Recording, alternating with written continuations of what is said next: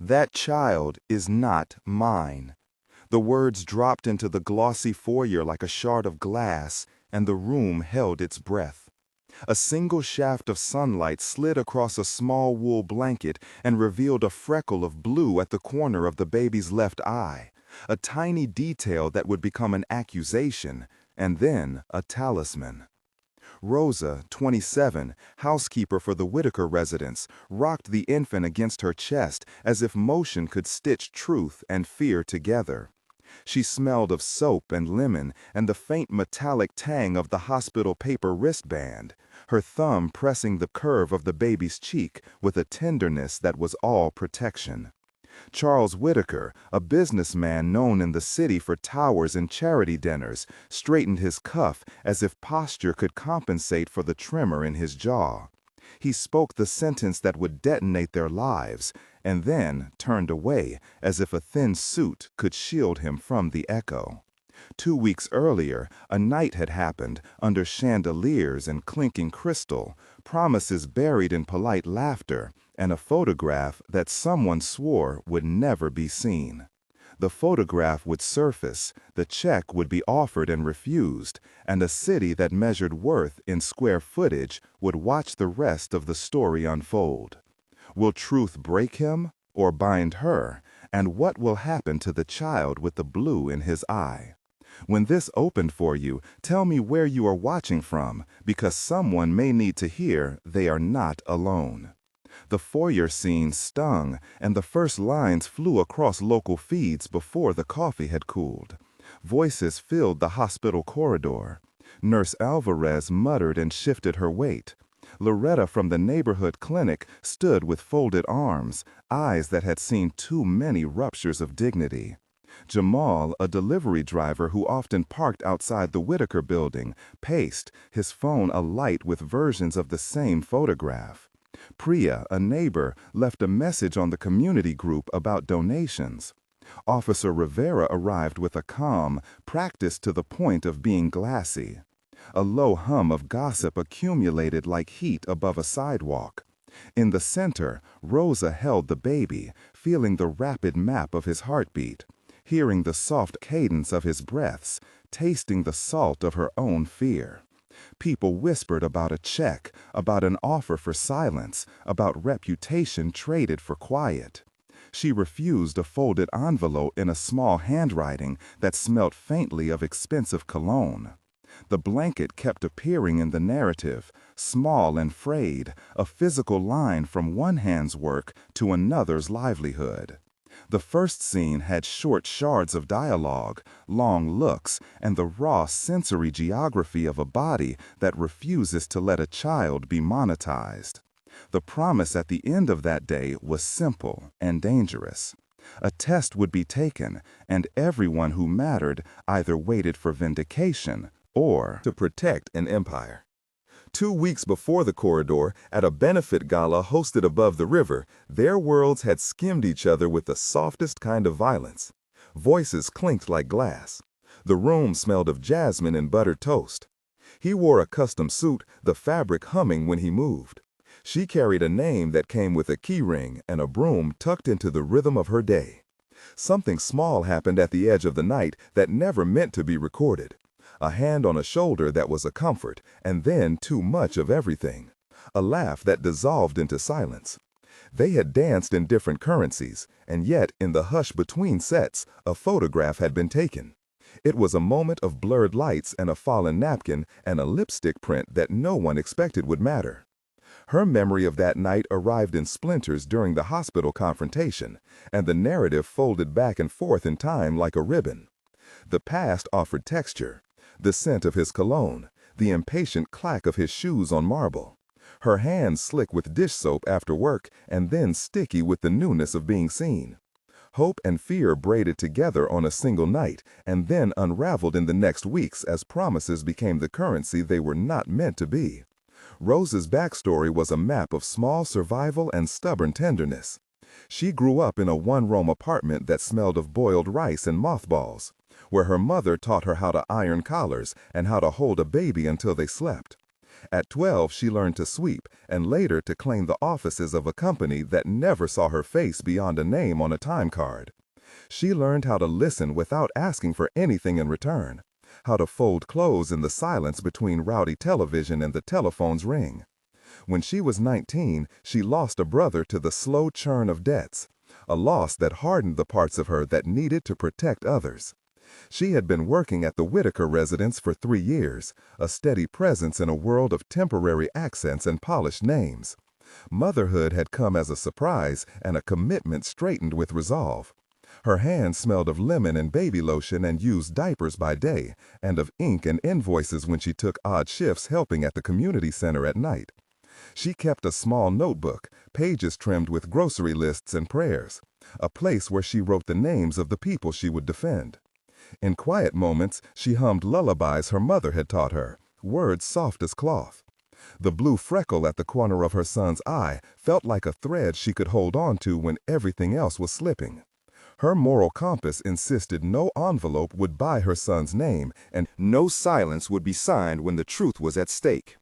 Charles's backstory had the gloss of privilege with the cracks of private loss. He had been raised in towers where suits were uniforms and a dinner invitation was currency.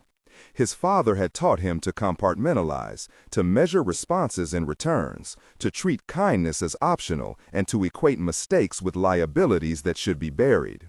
As a young man, he learned the language of deals early, how to make an apology sound like a clause, and how to smile in a way that made regret look expensive. He had chased growth and public favor until the accolades outweighed the dinners where someone would keep a watchful eye on his table. But there had been loss, too. The quiet of a marriage that narrowed into formality, and the sudden death of a sister that left him with a hollow space he filled with meetings and philanthropy. The blue in a child's eye had once caught his breath in a family photograph at a birthday, a small memory that could be both bone and soft place. He had built his influence into a shape that resisted scandal, and when accusation appeared, instinct told him to repel rather than to examine. Under the polished surface was a man who could feel guilt, but whose first reflex was protection of name and balance sheet. The neighborhood provided a chorus. Loretta ran the local clinic and had a voice that steadied with scripture and common sense. Jamal, the delivery driver, had keys to neighborhood secrets and a laugh that made people lower their guard. Maria the baker supplied bread and ears, sliding a scone across the counter with a whispered opinion. Priya the neighbor posted updates to the community group and organized meals. Officer Rivera wore a slow professional calm and a skepticism that had been hard-earned. Cass, a friend from church, brought casseroles and prayers. Ben, a young lawyer with more idealism than experience, offered to look at papers. Pastor Elijah held space and offered to mediate in public ways. These characters reacted, consoled, and investigated in turns, their names recurring like stitches throughout the days of accusation and trial. Their presence meant the story was not a private exchange, but a communal event. The reaction was immediate and brutal. Social feeds churned with captions. The photograph appeared, a grainy image that had been captured in the stairwell outside the gala, a flash catching an arm wrapped in a coat and a small hand signing a napkin in a moment of shame or tenderness, depending on who wrote the caption. The post was shared with commentary that ranged from righteous anger to cruel speculation. People that had dined at Whitaker events whispered about image and patronage. In the cafe down the block, the radio spoke the name and faces leaned close. Rosa felt the pressure of being both a person and an emblem. She heard whispers when she took the subway, saw stares when she walked with the baby, tasted the bitter tang of rumor at the edges of her bread. Jamal texted her screen captures. Maria left an extra slice with a note. Officer Rivera listened and took statements. Loretta kneaded compassion into advice and said aloud that reputation was not a currency for children. The community fell along lines and then braided again in unexpected alliances. The media framed it as scandal, but for those who lived through it, it was the collision of dignity and power.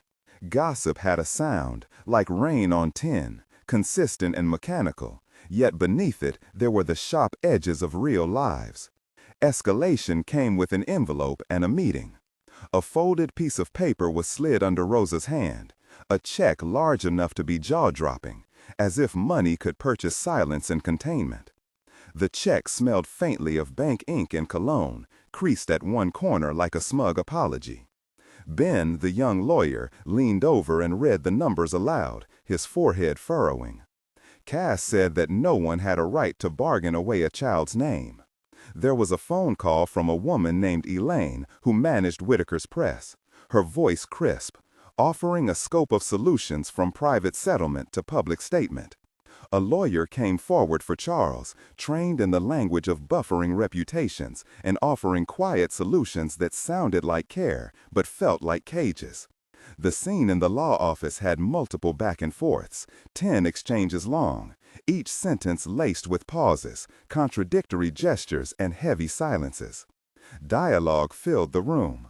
Rosa's voice was steady, though her hands shook. The lawyer's voice was smooth as a river stone. Ben interjected questions. Jamal folded his arms. Loretta lent moral gravity.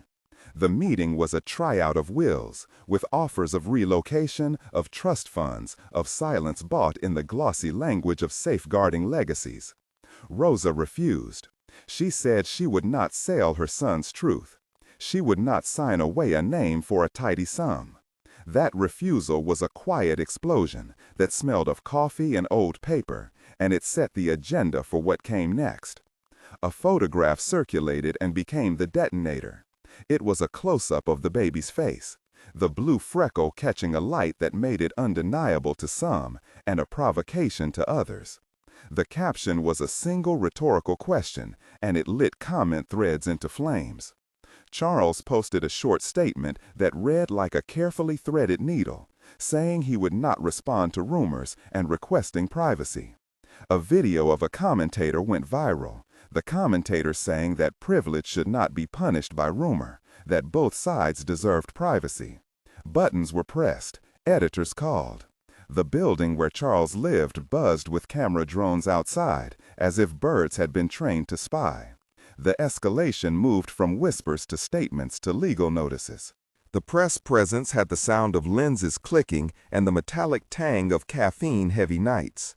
In a car with tinted windows, Charles and an aide whispered strategies, admitting grievances in whispers and rehearsing lines for the public. The aide handed a note with bullet points: maintain dignity, frame as invasion of privacy, consider a defamation suit. In the tinted car, the dialogue was tight and efficient, 11 exchanges folding in professional distance and personal discomfort. The city became a stage, and everyone, whether they wanted to or not, had a role. The investigation began with procedural care. A test would be required, and the exactness of science was summoned to cut through the fog. The nurses collected cheek swabs in a clean room that smelled of antiseptic and lemon. The technician explained the chain of custody, how each sample was labeled, sealed, and transported to a certified laboratory. DNA testing would compare short tandem repeats, loci across the genome, to calculate a probability of paternity. A probability over 99% would be considered conclusive in the common standard used by courts, the technician explained, in a tone measured to be neutral and precise. A sealed envelope would travel under guard to the lab. Then the lab would amplify and read the markers, the results entered into a report signed by a molecular analyst. The description of the testing process was calm and clinical, 294 characters packed with clarity, meant to reassure that there was a method to the uncertainty. The waiting room was a theater of small noises. Rosa felt the baby nap against her chest, and the tick of a clock measured out minutes. Ben paced. Loretta held a thermos of coffee and tried to breathe. Officer Rivera filled forms with a pen and a slow hand. There were scenes of procedural tension. In the lab, the centrifuge hummed, and the fluorescent lights made everything washed out and unromantic. Technicians in gloves handled tubes like delicate crimes, their voices low and precise. The sample numbers were called aloud and matched against chain of custody sheets. Under the lab's microscope, a pattern appeared like a barcode. The testing protocol was described again, gently, so that everyone understood that this was not myth but method. When the result finally arrived, it moved through the legal office as if it were a small living thing. Ben opened the envelope with two hands and his breath hitched. There was a moment of quiet long enough to be a life. The probability figure sat on the page like a verdict. Reactions were immediate and raw. Jamal threw up his hands. Maria cried silently and turned her face to the wall to hide the shame that had never belonged to her. Loretta placed a hand over Rosa's and said a small prayer that was more an offering than a plea. Charles read the number, and his face went through a series of changes, as if time. He wanted to replay his life through a different lens. The public revelation that followed tore at reputations in ways both expected and surprising. The press conference where the result was announced had the smell of cold coffee and camera kits. Microphones loomed like an audience of mechanical faces. Charles took the stage with a practiced slant of regret. His first words were measured, his hands held to speak to a market of sympathy. He said he had been blindsided, that the city deserved better of him, that he would cooperate with any process and support the well-being of any child involved. The hall recorded every shallow breath. Reporters asked questions and he answered with the economy of an expert. The moment of confession was not cinematic the way soap operas staged it. It was a line on paper and a voice on a podium. Outside the hall, a protest gathered, banners held by people who saw a broader symbol in the case. Inside, Rosa listened from the back, the baby asleep in a sling against her chest, her fingers drumming a rhythm she had hummed as a girl. The public confession did not stake everything to remorse. Charles's words felt like a negotiation at first, a man recalibrating the balance sheet in the face of a new liability. A key tension arose when Charles attempted to perform redemption. He showed up at the community center in the late afternoon, carrying bags of diapers and a look that was raw and oddly human.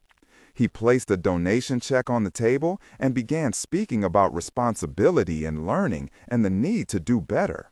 The scene in the center was intimate and uneasy. People shifted in their seats. Pastor Elijah spoke about accountability. Loretta told him that charity could not replace acknowledgement. Jamal asked a direct question about what it felt like to have refused a child in the hospital. The conversation extended into a long sequence of exchanges, 12 in number, where each reply unpacked layers of denial and then concession. Charles admitted he had been afraid of what admission would do to his family name. He said with a voice that was near breaking that he had been wrong. The act of saying sorry in public is different than saying sorry in private, and the process of repair is measured not by statements but by repeated practice of care. He asked for a chance and offered to fund child care programs and to set up a trust. The offers were real and practical, but they could not erase the memory of the morning in the hospital or the way his first reaction had been to deny. Rosa did not accept everything. She wanted a commitment to the child's life, not a narrative cleanse. The community would decide whether to accept or to demand more. There were moments of tension that followed, and each carried the weight of consequence. One such moment was in court filings, where the legal language attempted to convert human tenderness into clauses. The tension there was written in the ink and envelopes, and it looked like a crossroads where private pain met public process. Another moment came when a former employee of the Whitaker firm leaked an internal memo attempting to shape the narrative. That leak forced new testimony and a reassessment of who had known what and when. The leak had the effect of concentrating suspicion into a single concentrated pressure. A third moment of strain appeared when an online campaign tried to co-opt Rosa's story as a slogan for anti-elitism, and she found herself resisting becoming a symbol rather than a mother.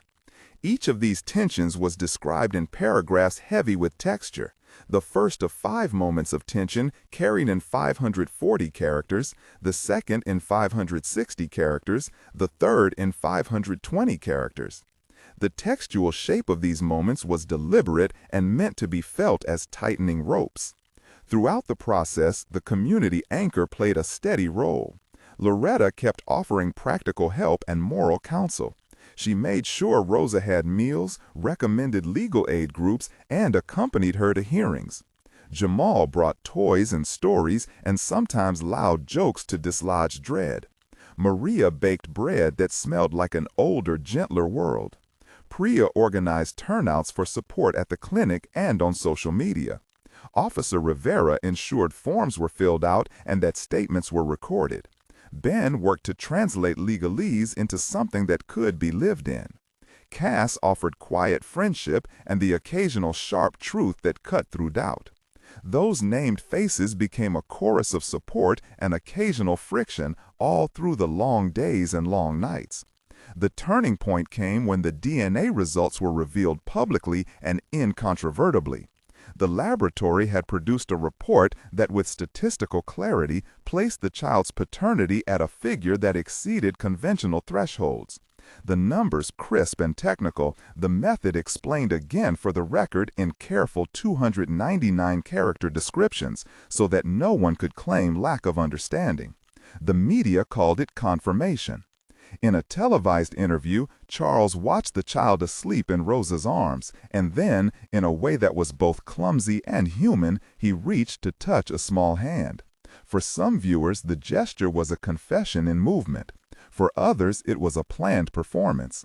The city divided into factions who debated motives, but inside that small contact, the child's fingers twitched and something changed in the tenor of the room. The moment of human embossing on public shame was both delicate and revolutionary. After the official confirmation, consequences had to be negotiated. Charles stepped down from a nonprofit board he had chaired, citing the need to take responsibility and to shield the organization from heat. He offered financial support for the child and public apologies that were at times graceful and at times defensive.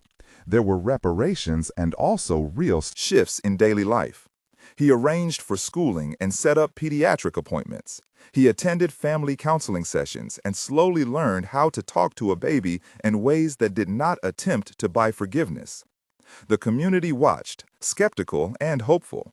Some applauded his public actions. Some insisted they were not redemption but management. Redemption in public life would be measured over months and not in single acts. The narrative gave space for both skepticism and for the practical needs of a child who deserved care. The attempt at repair included moments of humiliation and acts of earnestness. Charles attended a community meeting where an angry woman confronted him about the first denial and how it had spread like a stain through a life. He did not flinch this time. He said he had been wrong. He described his fear of losing control over the version of himself he had curried throughout a career. There was a long stretch of dialogue between him and members of the community, 11 exchanges where questions landed and were answered in fragments. He listened to accounts of how the initial refusal had cost Rosa dearly, to stories of job loss, to nights of threat, and to the humiliation passed down in rumor. He acknowledged that while money could provide comfort, it could not erase the memory of those moments. The willingness to show up, to hear, to be held accountable in front of people who had been harmed began to look like real repair. The legal and social arcs converged when a mediated agreement was reached that included both formal support and a public apology. The check that had been offered in the beginning was now folded into a trust that would be managed by an independent trustee, and there was a clause about long-term educational support. Ben ensured the language protected the child's rights and would allow for continued oversight. Part of the agreement required Charles to make a public statement acknowledging error and naming steps to repair, not as a PR exercise, but as a written covenant.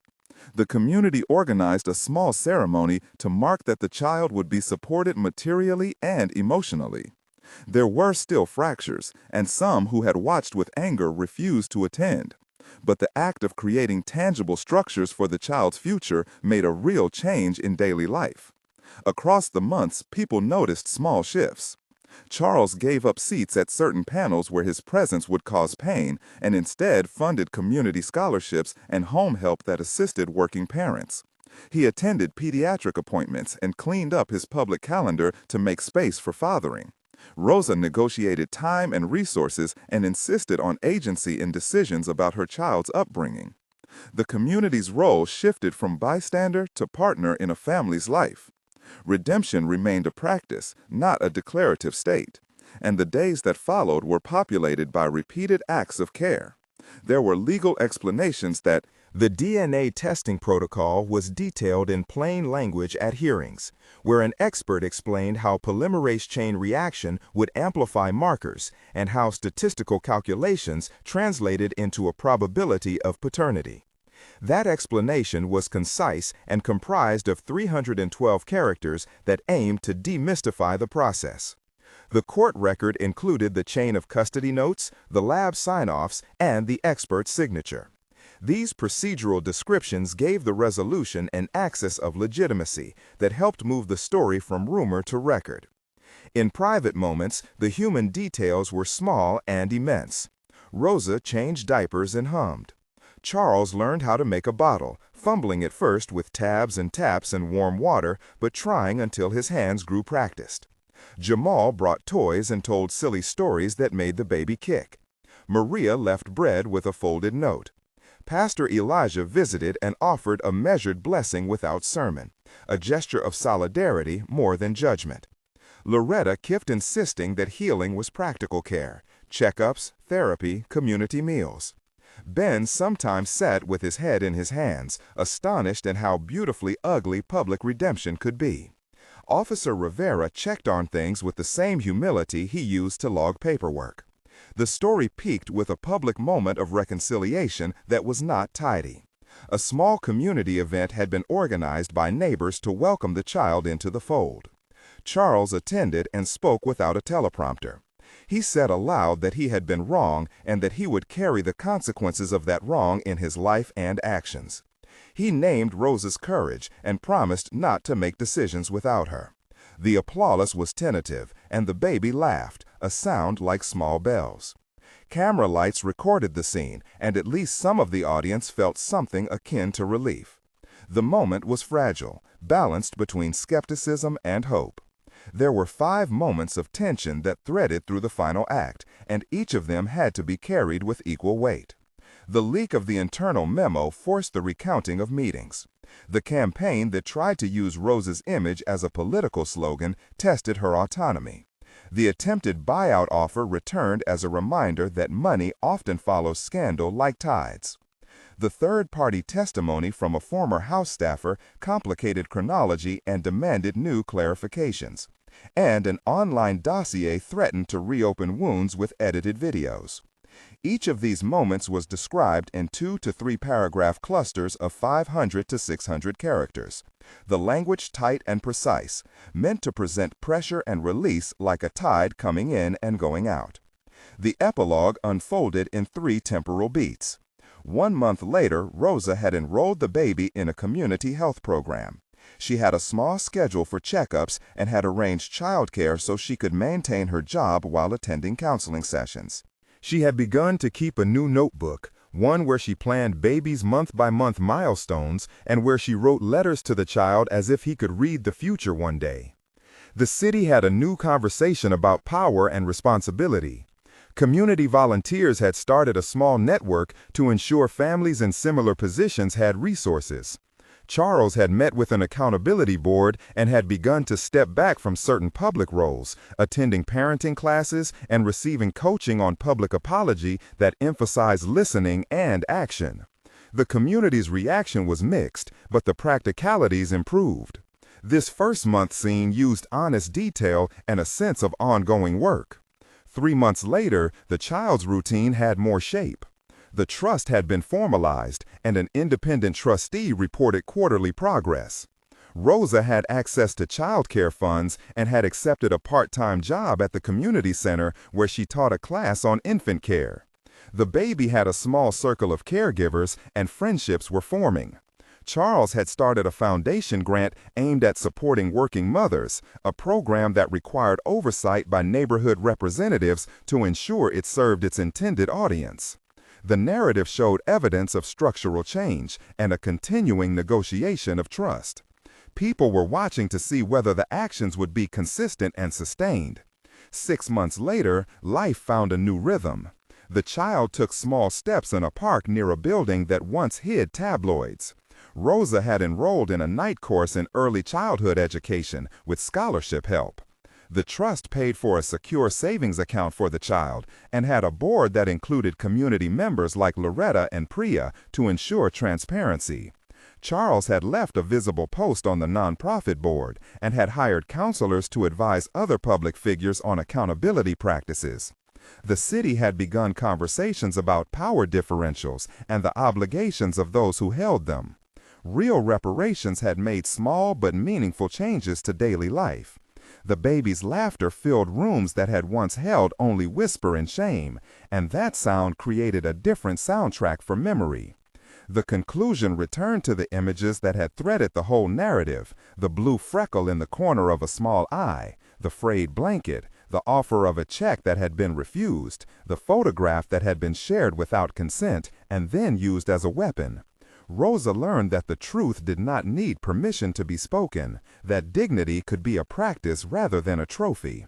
Charles learned that power came with obligations that could not be negotiated away, and that public penance required public work. The community affirmed that names and children were not bargaining chips, and that accountability could look like repeated small acts rather than a single grand gesture. In the last line, the narrator offered a closing thought that rings like a bell. Together, a strictness about truth and a tenderness for repair. You do not get to pick which harms you acknowledge, but you can choose how you repair them. And in that choice, a new limit to hurt is drawn. If this story moved you, subscribe to follow the ongoing work of people rebuilding trust, and leave a comment starting with "here" to tell us where you are watching from and how this story touched you.